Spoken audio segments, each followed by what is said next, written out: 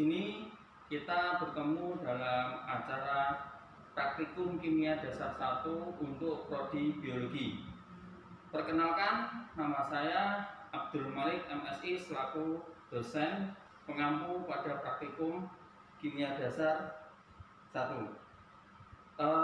Sebelum kita masuk ke dalam acara praktikum, marilah kita perkenalkan asisten saya yang sebelah kanan saya. Silakan. Perkenalkan, nama saya Fauzi Akbar, saya dari Biologi Angkatan 2018.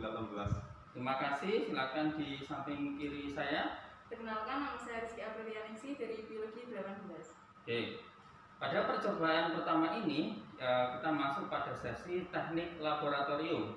Nah, tujuannya apa? Praktikan mampu menjelaskan dan menggunakan alat-alat yang ada di laboratorium, khususnya di laboratorium biokimia, sehingga dapat melakukan praktikum dengan tata cara dan urutan yang benar. Jadi para praktikan di sini harus kenal dulu apa ini namanya, ya, apa ini. Jadi kalau tidak kenal maka nanti susah untuk mengidentifikasinya. Betul? Betul. Oke. Nah, sekarang saya akan memperkenalkan alat-alat yang ada di laboratorium biokimia ini. Khusus untuk praktik kimia dasar, yang pertama saya akan mengenalkan namanya tabung reaksi.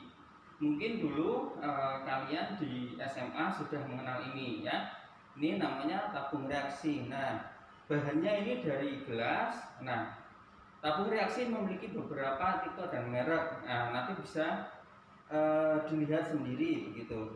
Fungsinya untuk apa sih? Nah, ini untuk mereaksikan zat-zat kimia. Jadi kalau kita mereaksikan, jadi harus di tabung reaksi, bukan yang lain gitu. Yang kedua terkait tentang penjepit tabung. Ya, ini namanya penjepit tabung reaksi. Apa sih fungsinya? Untuk menjepit tabung reaksi. Jadi seperti ini caranya. Setelah itu kita bisa melakukan proses pembakaran atau proses pendidihan. Agar apa? Kita tidak kena panas api gitu. Jadi kita pegang. Bahannya dari kayu gitu. Kemudian selanjutnya pengaduk gelas. Mana Mas Fauzi pengaduknya? Oh, ini Mbak Vicky, terima kasih.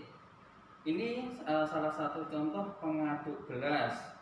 Begitu, ini digunakan untuk melarutkan, membuat larutan dari padatan ke cair begitu. Selanjutnya corong gelas. Mana corong gelasnya? Nih, ya, terima kasih.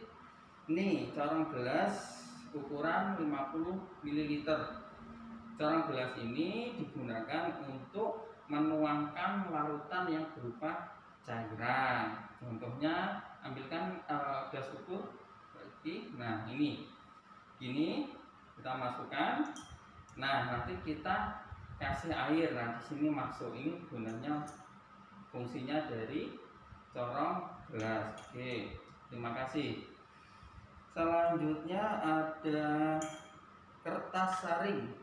Karena kertas saring, oke. Ini kertas saring ya. Mungkin seperti kertas-kertas yang ada di rumah, namun beda. Ini kertas saring fungsinya untuk menyaring, ya, dari larutan yang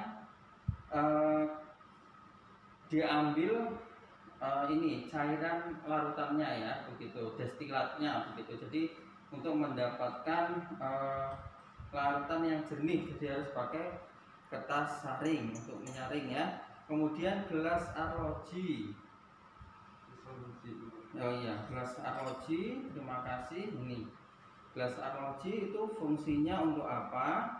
Untuk menimbang. Nah, kalau nanti kalian menimbang untuk di neraca analitik menggunakan gelas arloji. Jadi padatannya ditaruh sini begitu, kita tuangkan. Nah, next, selanjutnya gelas ukur. Mana gelas ukur? Nah, di sini sudah ada gelas ukur dengan volume 50 ml. gitu ya. Skalanya mulai dari 10, 20, 30, 40, dan 50. Nah, gelas ukur ini juga ada beberapa volume, mulai dari volume 20 ada, volume 10 dan volume 5. Nah, ini digunakan sesuai peruntukannya. Apabila kita membutuhkan larutan yang sedikit, kita menggunakan volume gelas ukur yang volumenya lebih kecil begitu. Terima kasih. Selanjutnya ada gelas beker. Gelas beker atau gelas piala gitu. Gelas beker ini fungsinya untuk menempatkan larutan. Jadi kalau sudah membuat larutan standar begitu, nanti diencerkan, tapi tidak di sini. Ada alatnya tersendiri untuk mengenceran gitu. Nah, di sini tuh untuk meletakkan larutan yang sudah jadi. Sini di gelas beker. Oke. Selanjutnya yakni Erlenmeyer. Nah, di sini ada Erlenmeyer yang ukurannya 100. Nah, yang ini ukurannya 250 dan ada yang kecil lagi ukurannya 50. Nah, Erlenmeyer ini fungsinya untuk apa?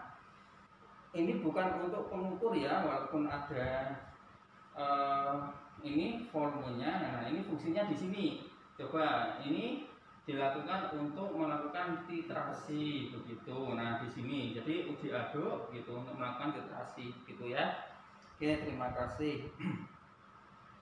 Lanjut ke labu ukur. Nih.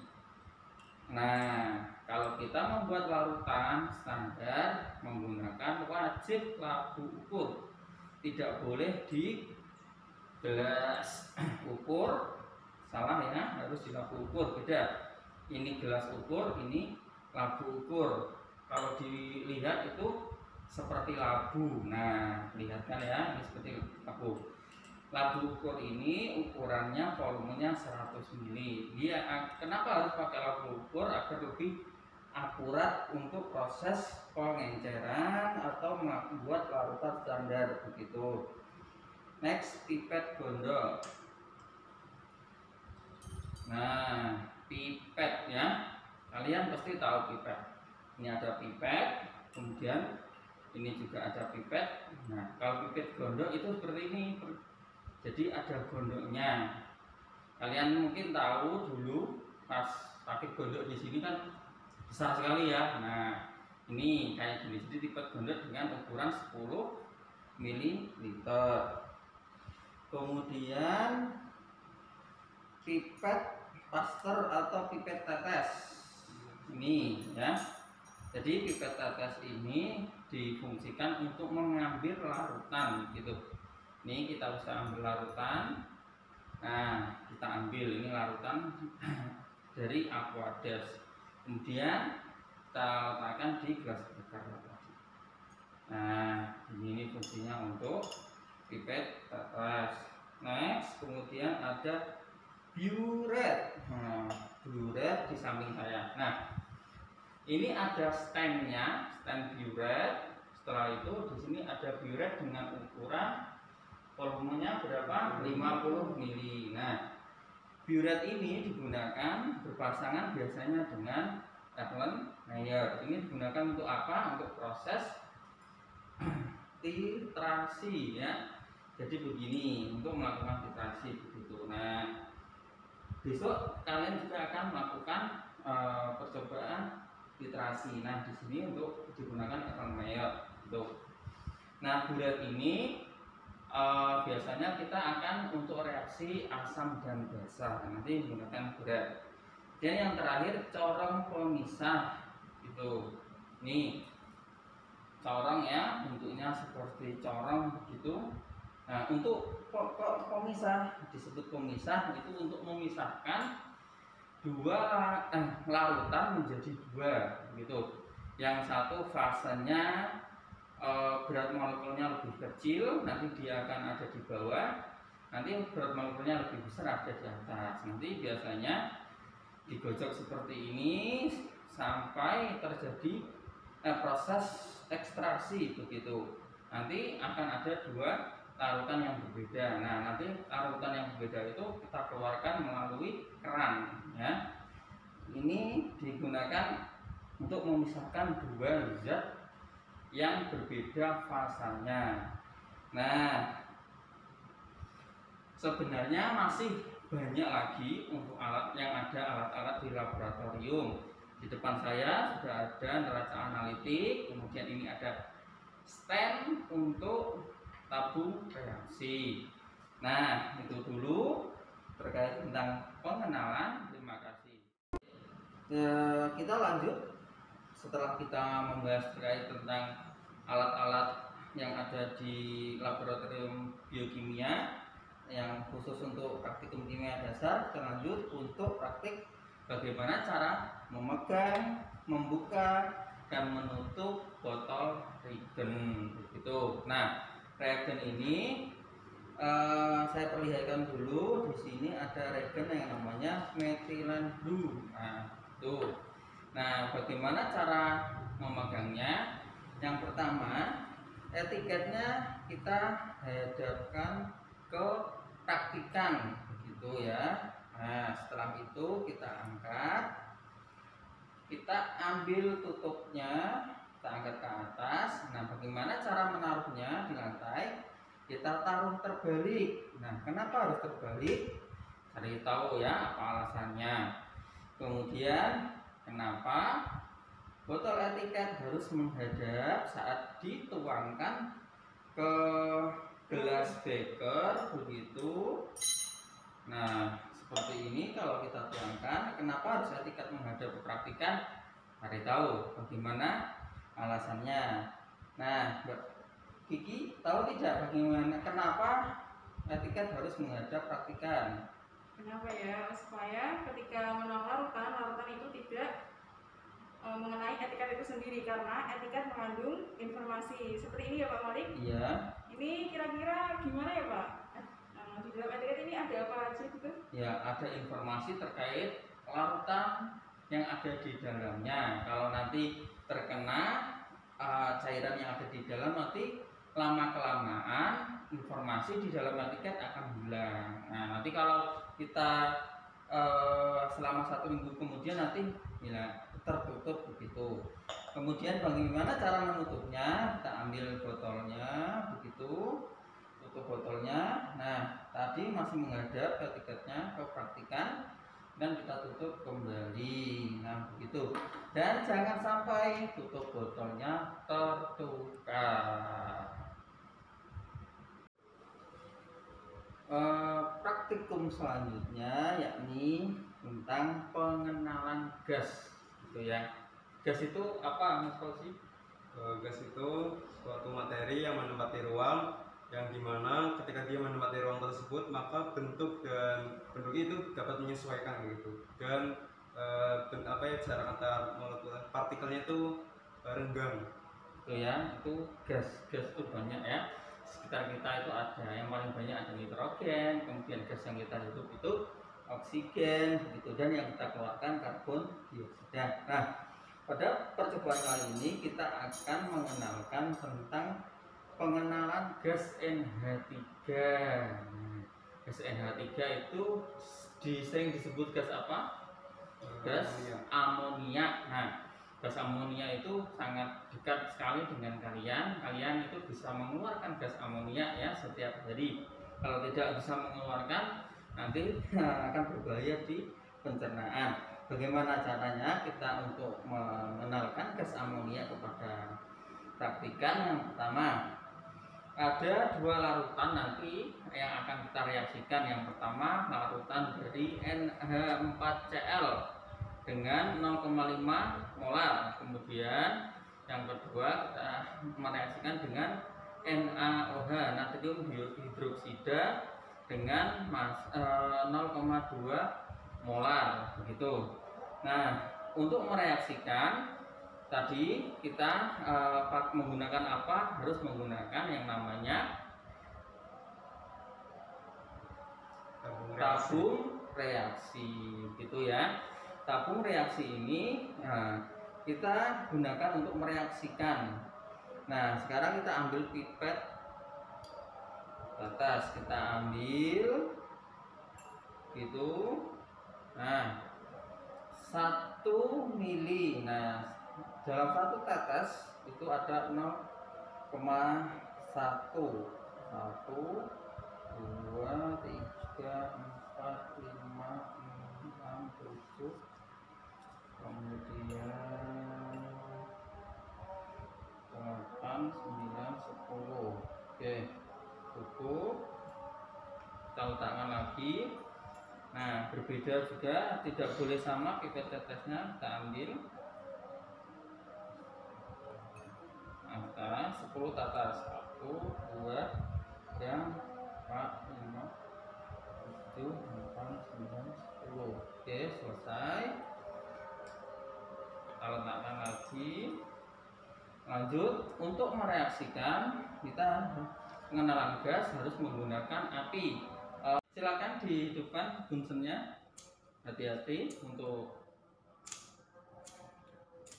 ngorek. Nah, sudah hidup, baru jangan kita hadapkan mulut tabung reaksi terhadap praktikan, harus di depan gitu ya. Nah, sampai terlihat letupan-letupan gitu. Tunggu sebentar.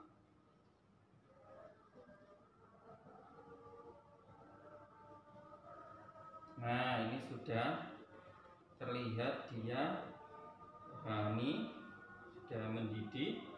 Nah, untuk membau gas NH3 bagaimana caranya? Mulutnya tabung reaksi tidak boleh kita hidungnya digilingan ya, nggak boleh ya. Nah, harus apa caranya? Kita kibas-kibaskan. Ini gasnya sudah terbentuk, warnanya putih, terlihat begini. Ini kira-kira baunya apa ini, Mas Fauzi? Baunya kayak nggak enak, kayak pesing-pesing gitu Pak. Oh, nggak enak. Oh, nih coba. Tuh. Ya, baunya kayak agak pesing-pesing kayak gitu. Oh, gitu ya. Nah, coba ya ini diidentifikasi bau apa yang terjadi saat reaksi antara NH4Cl dengan NaOH. Nah, terjadi gelembung-gelembung gas NH3 yang baunya tidak enak sekali gitu. Silakan dimatikan. Nah, selanjutnya, campuran dua larutan ini kira-kira itu dia asam atau basa ya. Nah, sudah kita identifikasi begitu. Nah, perlihatkan ini namanya lakmus biru.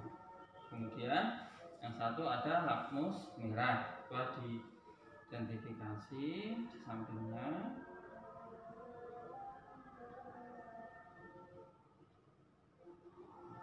Nah, oke. Lakmus birunya terjadi perubahan warna atau tidak? Coba kita cek sekali lagi.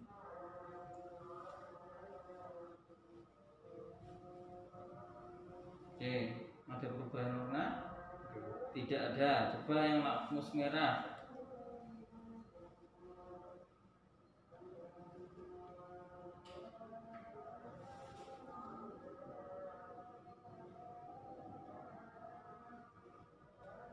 Nah, berubah warna ya. Terlihat, coba diperlihatkan. Oh, warnanya menjadi merah, menjadi biru. Nah, sekarang yang kalian harus identifikasi, lakmus biru tetap biru, lakmus merah menjadi biru. Nah, ini sanyawanya ini reaksinya dia termasuk larutan asam atau basa gitu.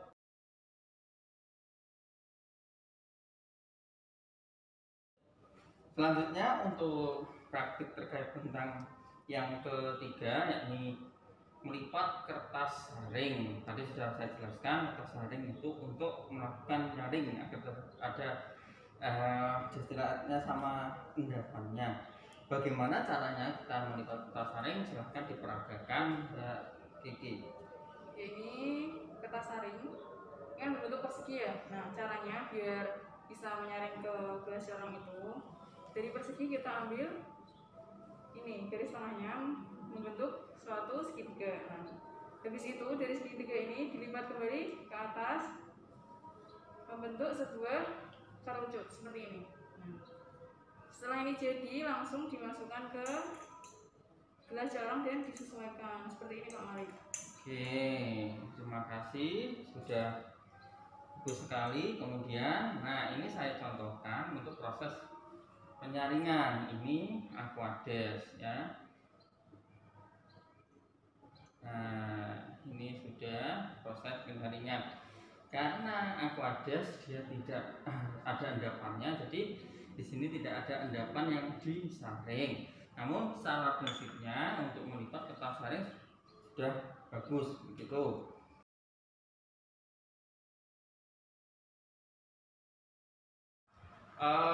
Untuk keempat ini yakni terkait tentang memipet ya. Bagaimana cara kita memipet suatu larutan? Di sini sudah ada larutan Aquades di gelas beker yang ukuran 200 ml. Akan dipraktekkan oleh Mbak Kiki, silakan. Baik, di sini untuk memipet itu ada aturannya sendiri ya. Caranya ini merupakan karet penghisap dan ini kaca. Nah, caranya itu tekan karet penghisap kemudian dimasukkan ke dalam gelas beker. Nah, catatan lagi untuk ujungnya itu tidak boleh menempel ke dinding gelas beker sendiri. Nah, jika sudah kita ambil kemudian kita masukkan ke dalam tabung reaksi. Di sini juga tidak boleh menyentuh dinding kecuali ingin mereaksikan. Setelah itu kita tekan karet penghisapnya. Nah, bisa terlihat ini keluar sekali. Nah, kita telah berhasil memindahkan Aquades ke dalam tabung reaksi.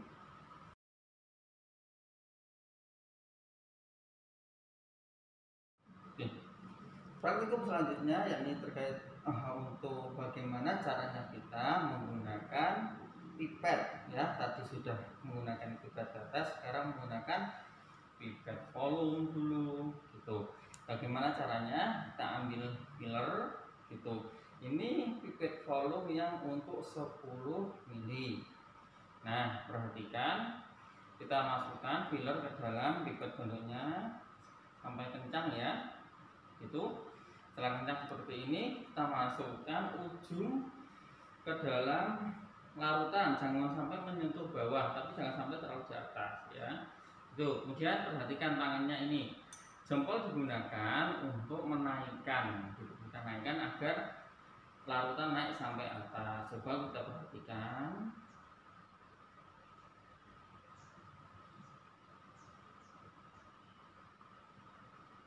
Jadi di fillernya itu ada semacam gerigi yang fungsinya untuk mengambil larutan. Nah, setelah sampai batas yang benar gitu, nah baru kita pindahkan. Nah, kita bisa pindahkan ke tabung reaksi dengan cara apa?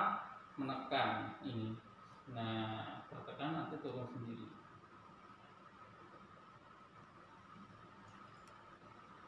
Ini jumlahnya 10 ini. Nah, setelah itu kita buka lagi dari dalamnya. Nah, kita letakkan, kita nolkan lagi, dan kita letakkan lagi. Selesai. Lanjut kita menggunakan setelah pipet gondok, pipet volume. Di sini volumenya 5 ml gitu. Kita ambil filler lagi. Ini ya, dan kita terapkan dengan baik sampai kencang. Setelah kencang kita masukkan ke dalam larutan dan kita angkat lagi. Nah, sampai batas 0. Nah, kalau sudah sampai kita angkat. Nanti kalau kita tidak tekan yang tombol atas, nanti tidak akan jatuh. Ini jadi kuat sekali. Nah, sekarang kita taruh, kemudian kita lepaskan, tekan. Nah, selesai. Ini caranya kita menggunakan tadi yang pertama ada pipet tetes, yang kedua ada pipet volume, kemudian yang ketiga ada ini pipet gondok, yang ini pipet volume gitu.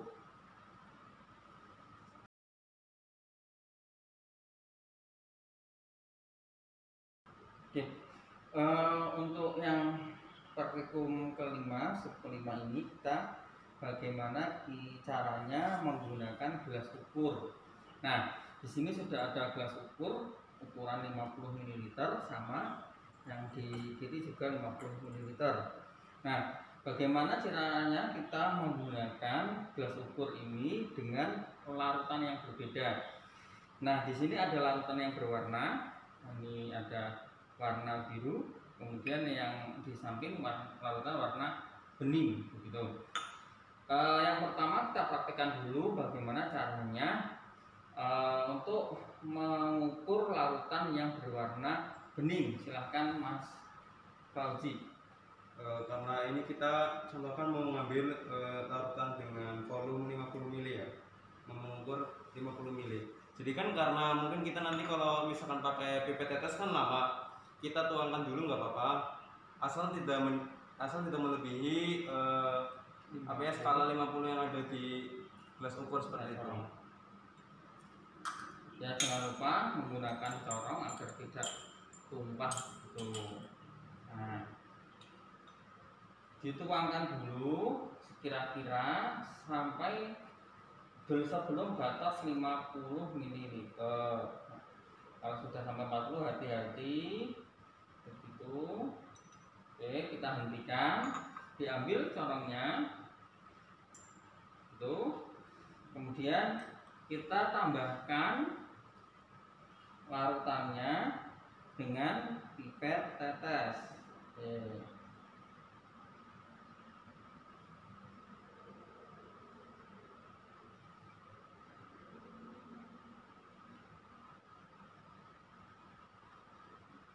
Oke, jangan jelaskan ini sampai meniskus atas apa bawah nanti Mas Fauzi.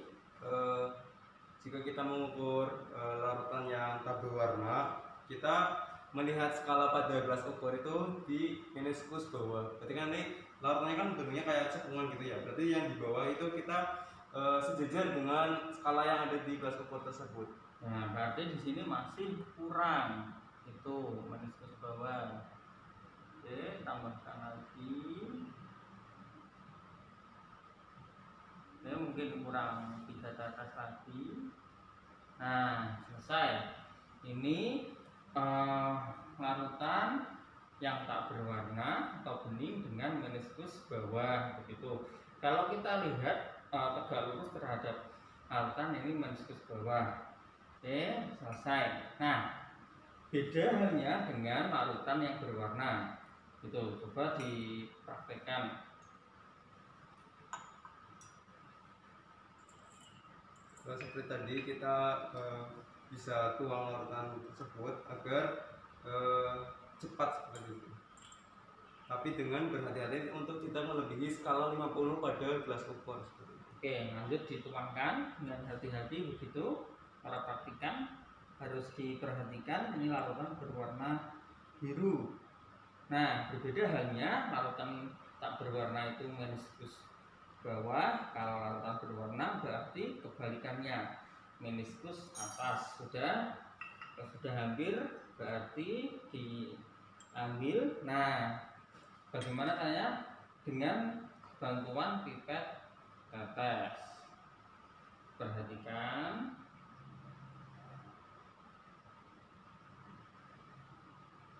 Oke, tambahkan lagi.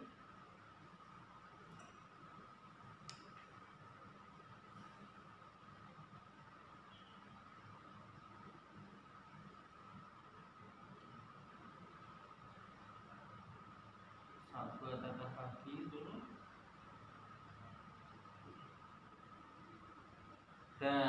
Nah, ini sudah selesai.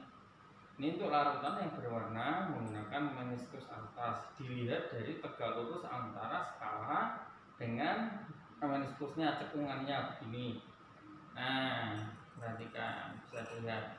Di air itu seperti cekungan begini ya. Nah, ini namanya meniskus atas, itu di sini itu untuk larutan yang berwarna. Kalau larutan yang tak berwarna jadi di bawahnya. Jadi seperti ini kalau contoh batasnya. Gitu ya, sudah jelas ya. Nah, praktikan semua. Jadi yang menjadi Pertanyaan, mengapa larutan berwarna harus meniskus atas? Mengapa larutan yang tak berwarna harus meniskus bawah? Coba dicari jawabannya.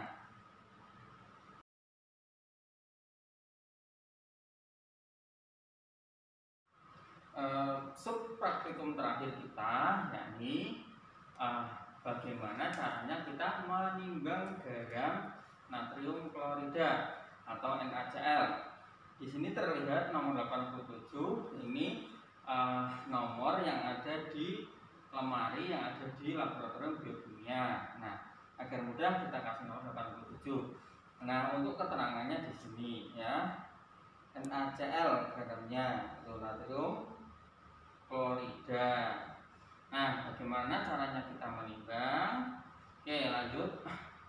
Akan dipraktekkan oleh Mbak Kiki begitu. Nah, lalu sini kita buka.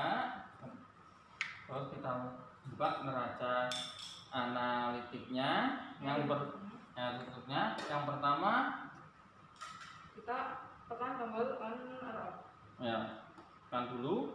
Kelihatan kan? Lihat, ini kita tunggu beberapa detik ya, itu sampai terlihat angka 0. Di sini skalanya di belakang desimal ada 2, 0,00 gram. Nah, sekarang bagaimana cara kita mengambil padatan 1 gram? Itu silahkan. Pertama kita memakai gelas ROG. Ini kan untuk fungsinya untuk menapaki si padatan itu sendiri. Nah, di sini kita taruh di tengah. Nah, ini kan skalanya berubah ya. Ya. Caranya agar kita dapat neto itu, ini tekan tombol tab. Seperti ini. Tar, kemudian Sampai 0. Nah, 0.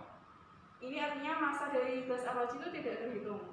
Oke. Setelah kita dapati 0,00, kita bisa Mengambil padatannya, silahkan. Tuh, mengambilnya dengan alat apa namanya? Spatula. Oke, ini menggunakan alat apa namanya untuk mengambilnya? Ini namanya spatula, fungsinya untuk mengambil padatan. Ya, ini kayak seperti sendok tapi kecil gitu ya.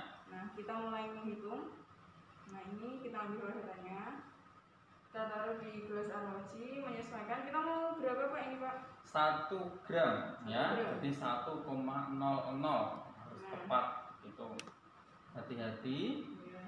Itu sudah 0,61, tambahkan lagi. Oke, 0,71. Nah, praktikan itu nanti harus bisa untuk melakukan penimbangan gitu ya. 0,84, tambahkan sedikit lagi.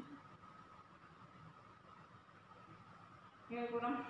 Ya, kurang sekali. sedikit sekali, 0,03. Nah, perhatikan, awas. Kurang. Wah, Nah, tepat sekali, bisa dilihat itu. tepat sekali, sudah 1,00 gram. Nah, ini yang tepat begitu. Jadi hati-hati kalau sudah sampai angka 1 gram gitu.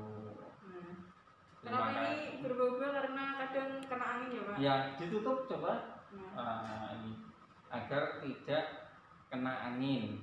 Nah, itu ya. Perhatikan, ini caranya. Jadi kalian kalau sudah sampai di laboratorium biokimia ini, khusus untuk kimia dasar, jadi ini contoh untuk menimbang padatan dari garam NaCl. Selain itu kalian boleh menimbang apa dari padatan yang lain, NaOH, Na4Cl dan lain-lain gitu. Nah, anak-anakku, mahasiswaku yang saya banggakan, yang berada di manapun ya, di Jawa atau di Pulau Jawa. Nah, praktikum percobaan 1 sudah selesai. Sekarang kalian setelah menyaksikan praktikum tadi bisa membuat laporan praktikum. Laporan praktikum jangan lupa ditulis tangan ditulis di buku folio bergaris.